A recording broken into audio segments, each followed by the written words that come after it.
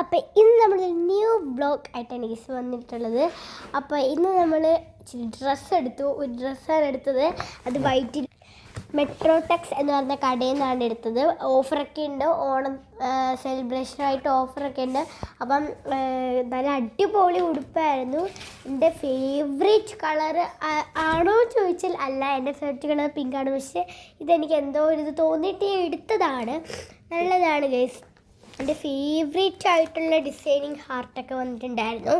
പിന്നെ ഇതാ കണ്ടില്ലേ, ഇതിൻ്റെ റേറ്റ് 980 വന്നിട്ടുണ്ടായിരുന്നുള്ളത്.